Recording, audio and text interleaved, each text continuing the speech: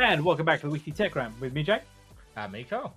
Episode 215. We are back, and that hot sunny weather we were complaining about the other week has disappeared a bit, isn't it? It's a tad on the rainy side. I'm not complaining of that, though. It's nice Oh, not no, to be but hot and actually be able to sleep. It's a classic. The children have broken up for the school holidays, and the I'm weather stuck in has the house returned. moaning. Yeah, the weather has returned. I mean, don't get me wrong; it's not terrible out there, but it's certainly not the scorching scorchio weather that we had before, which is not a bad thing. But No. that being said, we're heading into the summer, the quiet month for tech, aren't we? It is starting to slow down the tech news. I think you noticed that as well. Yeah, just a bit. Everyone's Yeah, going on holiday. but we've got an interesting lineup for you this week. We're going to talk John Prosser. We haven't spoken about John Prosser for ages. No, we have not. I forgot he was still around, to be honest with you. We're going to talk at the EU AI Act and Meta. Would you believe it? The UK government may be backing down on some of its challenge to Apple and encryption, and particularly the backdoor that it wanted into iCloud, which we were quite upset about, particularly we'll talk about that in a minute. We're going to talk Apple and Google also, unsurprisingly, have been singled out under the new UK's version of the DMA, which is snappily titled the Digital Markets Competition and Consumers Act, or the DMCC. It sounds like a rap group, doesn't it? It does, doesn't it? And Microsoft has decided that it will not play Nintendo's game. Let's see what I did there. With big expensive AAA titles in terms of the cost. But more on that in just a minute. So then, let's talk about John Prosser then. And yes. Like I say, I forgot that he was still doing leaks and stories, because there was a time a couple of years ago where every major leak and kind of story coming out of iOS, particularly, was John Prosser led, wasn't it? It was. And then he kind of went quiet, but he came out back in January with leaks of what was purported at the time to be iOS 19, obviously now iOS 26 after the rebrand. And look, he kept bringing out more bits, and people were like, "No, that's not it." But you know what? He was right. It was the new iOS. Hadn't gone unnoticed by Apple, though, had it? No, it had not. No. And Apple were, I guess, a little bit curious on where he was getting his information from, weren't they? In terms of the look and feel of what was supposedly iOS 19. Yes. Well, they've now slapped him with a lawsuit, haven't they? Accusing him of misappropriating trade secrets and violating the Computer Fraud and Abuse Act. That includes recording and disseminating of confidential information, including sharing it on YouTube channel to generate ad revenue. Yes. So, Apple. I'm not aware of Apple suing anybody like this big time since the iPhone. You remember the lost iPhone? One left in the bar. Yeah, the old Gizmodo, wasn't it? Back 10 plus years ago. Yeah. But it turns out that Apple have laid bare, haven't they, in the evidence of actually how John Prosser managed to get this supposed leak, I should say, in invisible inverted commas here on the radio. Well, allegedly how? Well, allegedly, but they've painted a very strong picture, haven't they, of how another defendant in the lawsuit had Ramacchietto? Yeah, perhaps we'll go with that. Michael, we'll call him Michael. We'll go with Michael, and how they had broken into the development iPhone of an Apple employee called Ethan Lipnick, who was staying at the house of Michael Ramacchiotti, excuse me. Michael. And they painted it out, haven't they? So the Apple statement goes into saying that, and again, I'll let you take up the second half of this if you've got it there. But basically, according to Apple, they said that a quote, according to Mr. Ramacchiotti's message, while staying at Mr. Lipnick's home, Mr. Ramacchiotti used location tracking to determine where Mr. Lipnick would be gone for an extended period, acquired his passcode, broke into his development iPhone, which Mr. Lipnick had failed to properly secure according to Apple's policies. Oh dear. As he detailed in the audio message to Mr. Prosser, Mr. Ramacchiotti made a video call to Mr. Prosser and showed iOS on the development phone. He demonstrated several features and applications disclosing details of the unreleased iOS 19 operating system. Yeah. Yes. Not good. Yeah, and apparently, according to Michael, Mr. Prosser proposed the scheme, and promised to find a way out for basically a way to pay him. and obviously provided access to the development iPhone, so that John Prosser could steal and profit from Apple's confidential information. It doesn't paint a great picture, does it? But John Prosser is contesting this. That's not the correct version of events, but he hasn't said what they are. Yeah. No. So, I mean, it doesn't look good because Prosser, according to Apple, at least in their evidence, as you say, yeah, Prosser has committed a crime, isn't he? He's offering to pay for trade secrets that he doesn't have access to. I'm not sure. I missed the part where who Mr. Ramacotti, where he comes into this. Whether he's just a friend or I don't know how the acquaintance is. I couldn't find it out. Also, I can't understand how he acquired the passcode. No, and surely Mr. broke into a development iPhone. If he had the passcode, he didn't break into the phone. No, and I'd be also arguing that Mr. Lipnick here, I mean, from an internal Apple employee perspective, is probably going to get some serious issues done here.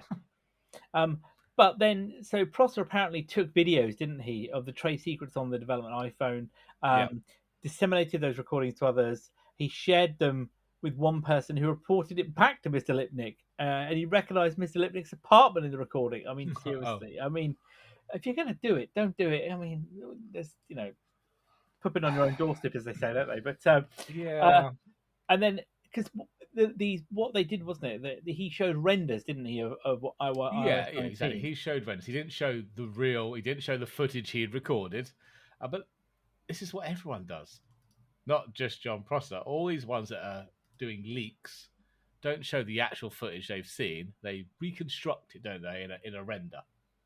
Yeah, and Prosser has got form on this, isn't it? Because you remember he was working with, what's the guy's name? Ian Elbow.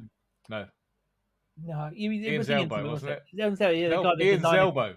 The designer guy who reconstructed a lot of the mock-ups. Fantastic designer, in fact, actually, let's be honest. Who was taking a lot of the information that Prosser was giving him, and he was creating mock-ups. Now, you have to now start to question, where was Prosser getting this information previously from? And I mean, I'm not suggesting Apple set this up, but did Apple have an inkling of what was going on here initially? I wonder.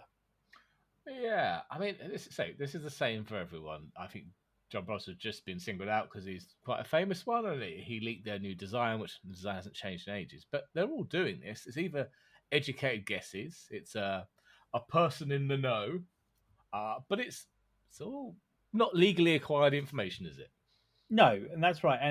And actually, it's a trade secret, isn't it? It's a proprietary trade secret from they could argue which had not been released to the general public, therefore wasn't generally available. So that information was, or shouldn't have been, in the hands of unauthorized individuals, isn't it? And I think, and Apple therefore have asked this to be taken to a jury trial, which is quite interesting, isn't it, really? And they've asked them to decide on injunctive and punitive damages if the company wins the case. And the requests are that there is a judgment in Apple's favour, of course, against all defendants on the alleged action. Injunctive relief as the court finds necessary and appropriate. I'm guessing that must be costs, maybe, I don't know. Yeah. Damages in an amount proven at trial. Punitive damages based on the defendant's willful and malicious misappropriation of those trade secrets. And an order directing defendants not to make use or disclose confidential, I'm effectively saying, in the future, or anything they've got, isn't it? As you say, Prosser has absolutely denied this, hasn't he? And has come out with his own information and is stating that he didn't plot to access anybody's phone. He didn't have passwords. So I think I'm not sure. I haven't heard him deny. I've heard him deny that chain of events. He's denied that he denied that it was a plot, wasn't it? It was a plot. Yeah. I think maybe someone called him and he went, "Sure, why not? Maybe we'll figure a way to pay you." But I don't know. I just don't know on that one. I think he's trying to throw the other guy under the bus a little bit, to be fair, though. Who, John Prosser, or Michael, Prosser, who's been caught, is trying to throw Prosser under the bus? Yeah, I think Prosser's trying to throw the other guy under the bus a little bit. And he, on it was the 18th of July, he posted on his Twitter account, this wasn't how it played out. He's got receipts for that. I'm not sure what he's got receipts for. Apparently, he said I was unaware of how the information was obtained. Really? I mean, I don't believe that at all. No. it's an interesting one because this is software, but quite often it's hardware that's leaked, and we get a pretty accurate render before the main event, don't we? But that always seems to come from case manufacturers, and nothing ever seems to be done because obviously Yeah. Apple gives them dummy phones so they can make their cases. Surely they're under strict NDAs, but somehow that always seems to leak, and nothing is ever done about it. Well, yeah, and I wonder sometimes Apple is, but I don't know if you're aware that Apple state, by the way, and in the evidence that they've released, um, they were sent an anonymous tip-off. Okay. They were sent an anonymous tip-off by somebody, they haven't said who, but they've shown his email saying that Apple found out, said the details in April from an anonymous tip-off from somebody who claimed to have seen the recording of the call and recognizes we said Lipnick's apartment, right? And Yeah. they Apple have said that Lipnick was fired by Apple for failing to properly secure its device around unsecured. Because I mean, to be honest, if you're going out and Apple, I'm guessing after the iPhone debacle some years back, if you are given access to pre-release hardware and software, there must be a ton of forms that you have to agree to, surely. Yeah, but what do they mean by failing to secure it? Because this just sounds like he had an easy password. Well, yeah, but I'm guessing you shouldn't. Did we not have any MDM on it? Well, I'm guessing also they shouldn't leave it unattended. They shouldn't allow it to be seen by people. You know, there must be a load of things, isn't there? But I suppose if you left it in your apartment where you live. But it'd be interesting to know who. I mean, obviously, whether or not it's somebody who has a vested interest, but somebody knew where to send to Apple to say that there was a leak, which I think does then adds a lot of weight to Apple's argument here around that. You know, this was it. I mean, and Prosser, let's be honest, a few years ago he was flirting with a lot of this stuff. And do you remember the whole debacle with the Vision Pro and the AR glasses? And all of a sudden everybody was talking about it, and then Apple didn't release anything, did they? And there was a real weird situation going on there around was that linked at all, and was it a setup? I don't know. It's going to be interesting how the trial goes, if it goes to trial. Oh, I think Apple will want this to go to trial. I think Apple will want to throw the book in. Well, yeah, but you can still throw the book about going to trial, is what I mean. It could still be behind closed doors. That depends on the judge. But doing it publicly as well, though, is the way to deter others, isn't it? You know, it is in the court of public opinion, as they often say. So yes, but we will keep up there. At the moment, there hasn't been any more updates on where this is going or whether or not the case will be taken up. But this is definitely going to be a hot story over the coming months. Yeah. Well then, talking around people not willing to sign anything, then let's talk about Meta then, and the new EU AI Act that's coming out. Yes. So there's a new EU AI Act, and there's a code of practice that goes along with it, isn't there? Which is voluntary, but it's designed. It's a voluntary framework. It's kind of designed to get you ready for when the Act comes in. So the framework was published earlier this month. The Act, I think you said, comes in August sometime, doesn't it? Yeah, so the AI Act comes in two phases. The deadlines for the Act are including August 2025 implementation for obligations of general purpose AI models, and a year later in 26 for high risk models. So that is it, and there is no pause on that. That is coming. That is coming. So this framework is voluntary at the moment. It's designed to get you ready. It requires companies to provide and regularly update documentation about their AI tools and services, bans developers from training AI on pirated content. Also, they must comply with content owners' request to not use their works in the data sets. But it also bans some unacceptable risks, doesn't it? On use cases outright, such as cognitive behavioral manipulation or social scoring. Of course, these are pretty much things Meta all does. So they weren't happy with this. What was it? Their Chief Global Affairs Officer, John Kaplan, has kind of tried to slam the EU, saying that you're putting down the wrong path on AI. We have carefully reviewed European Commission's Code of Practice for General Purpose AI, and Meta won't be signing it. This code introduced a number of legal uncertainties for model developers, as well as measures which go far beyond the scope of the AI Act. See, this is the argument that's happening at the moment. So the EU AI Act, as you say, is quite far-reaching. It really is bringing in a lot of controls around AI, particularly safeguarding AI and the responsible use of AI, whereas the US is going all in on not unregulated. That's probably not the right word, but let's take the guardrails off. That is the right word. Yeah, right. Actually, yeah, okay, I take that back. Fully unregulated, Wild West approach to AI of frontierland, isn't it? Who can, if you've got the will and the stretch, and you can go into the frontier and you can take land and you can build out your ranches and your towns, isn't it? And that's the AI approach. Whereas the EU is. I think the analogy more of the EU is we built the courthouse here are the laws. You got to do it before you go any further. This is what you got to deal with. And I can see other companies probably depending on where they want to play here, because this is gonna hit other people like OpenAI, Anthropic, other peer players, Microsoft. Yeah, they too are going to have to play ball here. And interestingly, Minstrel AI, who's a French company who've got a great model as well, who have been kind of one of the poster child of European AI. They also have been arguing against this. They've been asking the EU to delay the rollout, but the EU have made it very clear. They have said no. As of the 4th of this month, they said they will not pause any rollout. This is coming, and it doesn't matter what reporting is. Yeah, basically, yeah. And the EU AI Act actually came into law on the 1st of August 2024. So it had a year of run up to do this. So yeah, I think this is going to be interesting to see how this plays out. What the sanctions will be on it for people who don't comply with it. AI, there's a lot of talk around AI at the moment. Are we heading into another .com bubble, and bust and boom of all this AI, applications and software companies?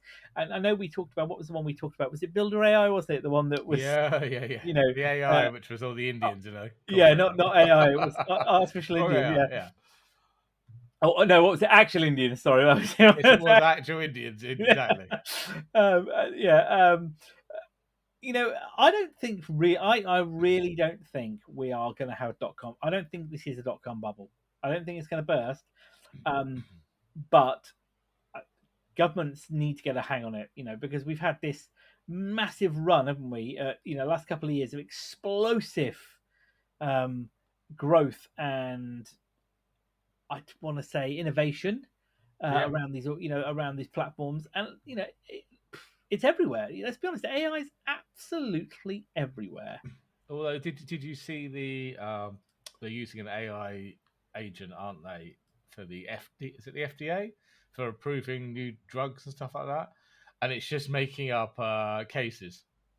I did see the story. Yes, it's a bit like one of the judges, wasn't it? A judge throughout the whole judgment recently that had a load of fake legal citations. Yeah, again. But I did see one. Was it yesterday from Sam Altman, OpenAI, basically saying, he wouldn't use AI to replace a doctor.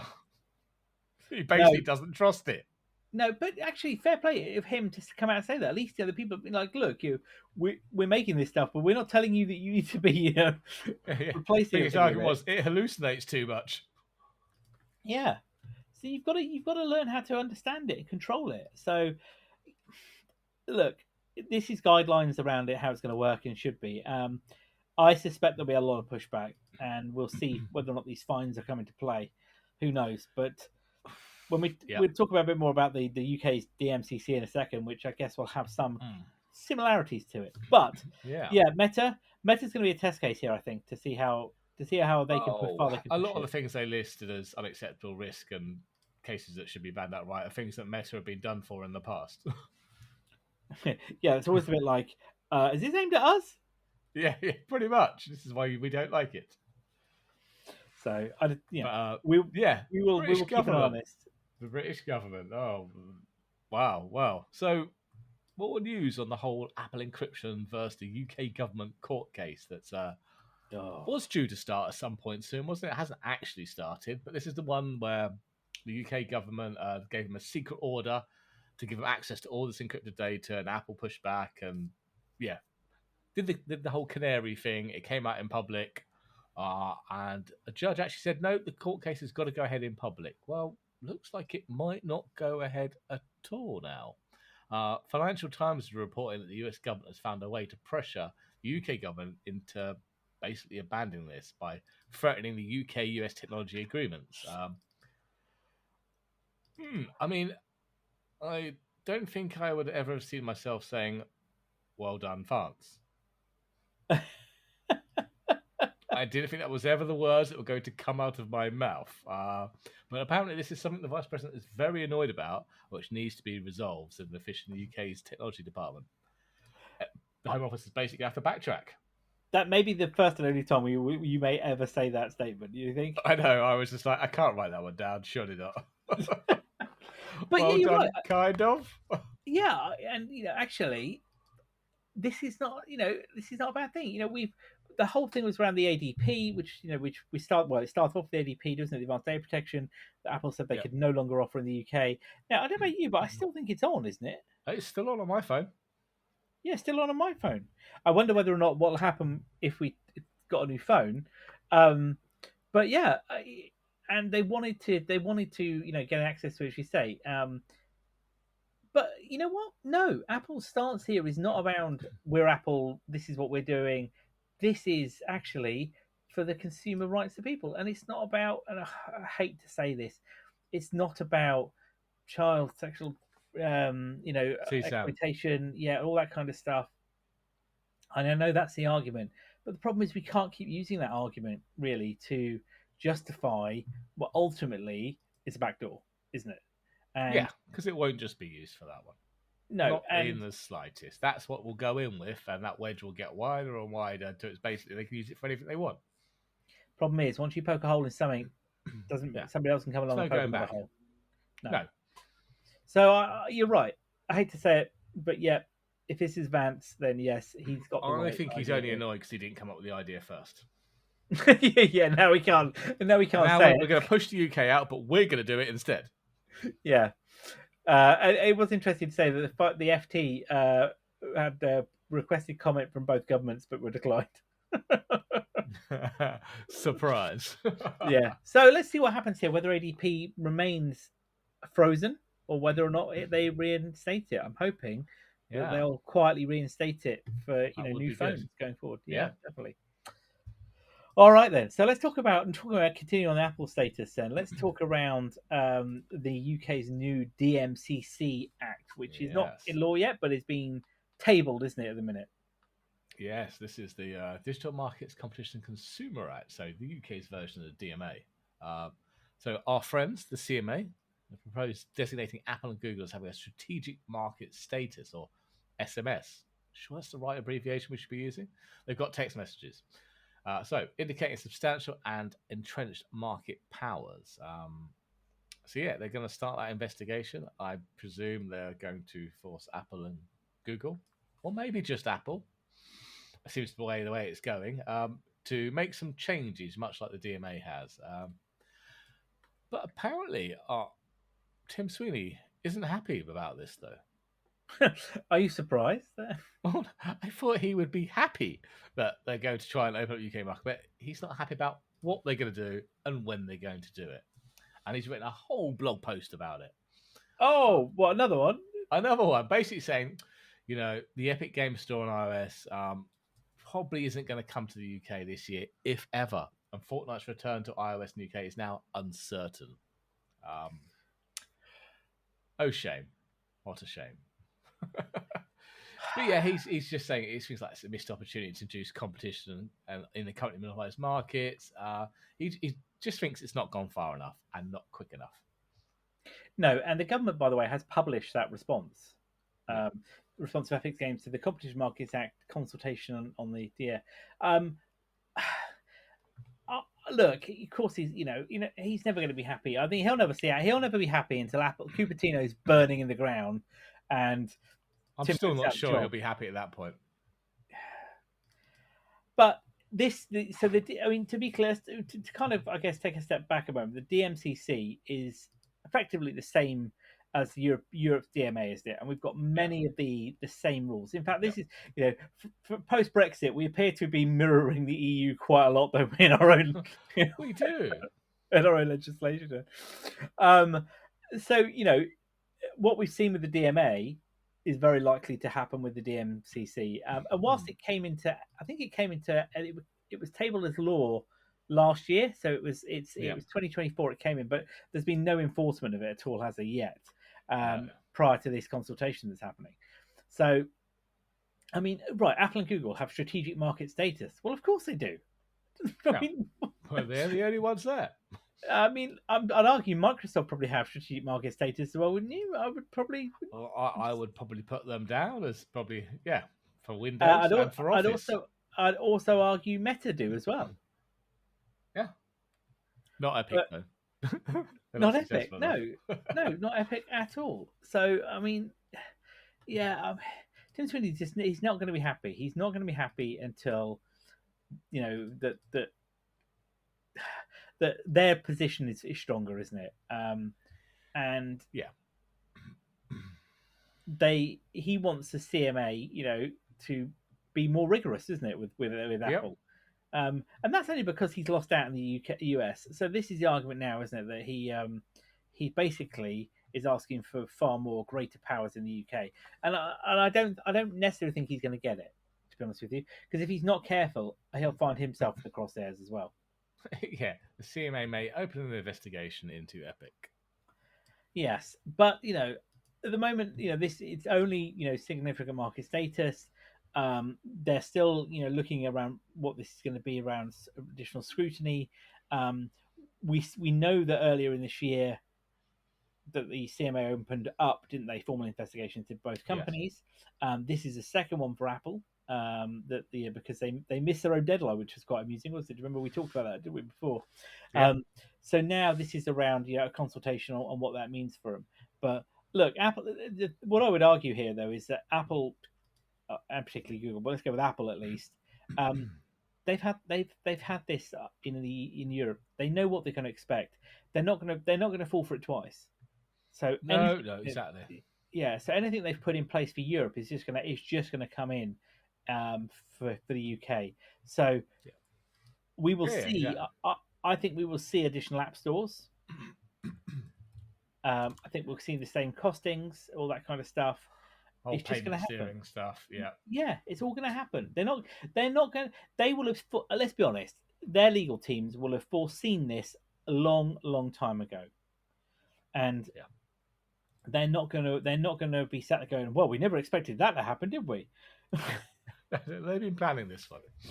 They've been planning for a long time, so I'm not too concerned that this is going to uncover anything, of a serious nature. I'm sure there'll also be some malicious compliance going on. I was just going to say, there'll be very much the letter of the law, won't there, on that one? Yeah. All right then. So let's talk about Microsoft then. And, so backing down a little bit. Yeah, a little bit. So we've kind of discussed before that Nintendo has now basically upped game prices for new first-party titles to $80 a game, haven't they? And expensive. It was only a matter of time until others would follow suit. Well, Microsoft was one of those. When it announced The Outer Worlds 2, when it announced it was going to be released in, I think, October, they set the pre-order price to $80. Didn't go down too well. Received a bit of a public backlash, though. This makes me laugh. So even Brandon Adler, the director of the game at Obsidian, who are the studio who are creating Outer Worlds 2, even he was a bit baffled at the price. So in an interview with Games Radar, he went on to say that we're a game developer. We love to make games. We don't set the prices for our games. Personally, as a game developer, I wish everyone could play my game because that's what I want out of this whole thing. But for the reasons why it's $80 price point, you'd have to honestly talk to the Xbox folks. Well, it's $80 because it costs so much money for Game Pass to be published on that. They're going to recoup some money, haven't they? They did. Well, Microsoft say, as you mentioned, they had a change of heart. So in a tweet from the Obsidian account on X, they confirmed the price has now been reduced to $70 or $69.99, and those that pre-ordered would receive the difference back. Microsoft went on to say that we're focused on bringing players incredible worlds to explore, and we'll keep our full-price holiday releases, including The Outer Worlds 2, at $69.99 in line with current market conditions. I'm going to guess there weren't that many pre-orders. What gives it away? People were like, $80. No, give it 6 months. It'll be down to $10 on Steam, and I'll buy it then. I mean, look, I get it. 80 is a new 70, it's a new 60, isn't it? Prices go up. Nintendo set the bar high, as you say. You know, was it Mario Kart World was the first one at $80, wasn't it? But Nintendo will get away with it somehow because the people that buy Switches just seem to have infinite money. Do you know, my kids were watching TV the other night and they saw the Switch 2 advertised, and my daughter went, "Oh, Dad, that looks cheaper. It says it's $399 now. Wasn't that like £500 when it first came out?" It's like, yes, but the $399 just gets you the Switch, nothing else. I was like, do you even get controllers?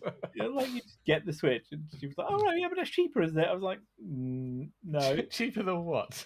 I mean, the original Switch was only $299 at launch. Yeah, exactly. Look, I haven't bought any new games for a while. And I think the only new game I'm going to likely to buy in the coming future is GTA 6. That's not till next year. That's what I mean. So I don't know. You know, I'd argue it's a lot of money, but take into account inflation, take into account costs. I don't know. I mean, I suppose it's how much time are you going to get out of it? How much enjoyment? I mean, if it was like GTA 6, I know I'm going to play for a long, long time. I'll probably keep that. I'll probably play it multiple times. I think I'll get my $80 worth out of it. Outer Worlds 2, would you just play through it once? Would you even get all the way through it? Do you have the time for that? I have to say, so take the Outer Worlds as an example. I got it on Game Pass when it came out, yeah? I put, maybe 12, 13 hours into it. And I know it's an MORG, on not so isn't it? It's an online RPG. Did I feel I could have bought it and got my money out of it? I don't think I could, to be honest with you. I don't really think at all. So I think you're right. You know, I was looking earlier at buying Tony Hawk's 1 and 2 for the Xbox because my kids enjoy that because that's off Game Pass now. That's 16 quid. I was like, that's probably, I don't mind that. Actually, I could probably deal with that. Yeah. You know? Yeah, get your money's worth out of that one. I think, look, I know I'll get it for free on Game Pass, but the next Forza Horizon 6 is probably due to be announced at some point this year. Well, I would pay good money for that one. I would buy it outright. But I know I'll get it on Game Pass. And do you know what? This is my point. This is why I absolutely prefer paying money every month to Game Pass, because I'm getting far more value for my money. Okay, I'm not getting new games every month, but when I spread that cost out, would I want to pay 80 quid for one game, or what we pay 120 quid a year, isn't it, something like that for? 100. Yeah, I pay about 25 quid for 3 months. I usually get a one-off CD keys, so I don't know. Yeah, 100 quid. Yeah, 100 quid for a year. 100 quid for a year, and I've got pretty much. I mean, if I flick to what I've got installed at the moment on Game Pass, I've got 1, 2, 3, 4, 5. 5 games installed on Game Pass at the minute. That's Xbox and PC. I'm talking about Ultimate. Plus, I get the xCloud. Yeah, and if I'd have paid for those outright, that'd have cost me way more money than it. So, yeah, I personally feel I prefer the Game Pass, but there's a lot of rumors, isn't there? That I keep reading stuff that Game Pass is dying and Microsoft are thinking about getting rid of it and all that kind of stuff. Yeah, that would be annoying. I mean, I wish they'd bring out a family plan. Oh God, don't we all, mate? Pay for 3 lots of Ultra. Oh, sorry, yes. 2 lots of Ultra. I've got 2 lots of Ultra and 1 PC Game Pass. Yeah. So for the summer holidays, I bought my oldest daughter Game Pass, one month of Ultimate Game Pass. Yeah. Yeah. Only because she's been playing loads of stuff. I want to get her playing better games than just bloody Roblox. So I said to her, well, "What iCloud gaming on her iPad?" Oh, great idea. But of course, to get iCloud gaming, you have to have Game Pass Ultimate. Yeah. And if you're doing it on an Xbox, if you want to do it online, you need Ultimate. Yeah. So or you need Xbox console version plus whatever they call it, Core. Yeah. So I've had to buy. She's doing it on an iPad, nowhere else. But I've had to buy Game Pass Ultimate. But But you're right, family plan. Same as you, I would quite happily pay for family plan. No questions asked. It would be perfect. But yeah, it's not happening anytime soon, isn't it? No, it's not. Well, my kids would be gutted if they got rid of Game Pass. Yes, wouldn't they just, mate? Wouldn't they just? Well, let's see what comes out with these prices, whether or not this is the start of things or not. I think other publishers have been around the $50 to $60 mark, haven't we? With some of the more recent titles, wasn't it? That Claire Obscura and also Dune Awakening were both at $50. Yeah. You know what? I think if they got rid of Game Pass, I'd ditch the Xbox. I wouldn't go PlayStation. I'd get them gaming PCs. Yeah, that's yes, it'll cost me more up front, but the amount of money I save by buying games in the sale on Steam or just sharing my Steam library, I think it'd be worth it. I think you're right. Or, dare I say it, I would get them buy them what do you call it? Steam Deck. Steam Deck. Yeah. Yeah, I think I ditched the consoles completely. Yeah. I think you're right. All the games my kids play are available on PC. Yeah, you're right. I think that you make a really good point. I think it would have to be, something like that. Steam Harry's already got one. Yeah. I just about two or three more, build them up. I'm sure I can get something half decent, £500 a pop. We've got screens. They've got TVs. Just take them up to the TVs. I'll put it in a mini ITX form factor so it looks like a console. They've got Xbox controllers that will work with a PC. Yeah, I think I'd go that route. I would hope they didn't do. I'd hope they don't do it. But you never know with Microsoft, do you? No, and selling the Xbox is only better. Make a bit of money out of that and pay for some of it. Yeah. Yeah, no, it's got me thinking there, but we're not going down a tangent on that bombshell.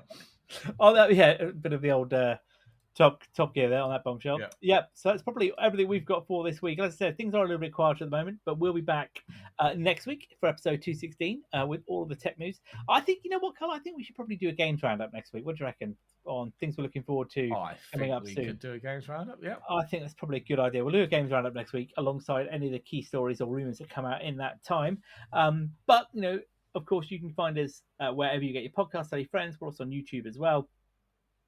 Leave us a comment. It always helps. With that, I've been Jay. I've been Karl. Good day, all.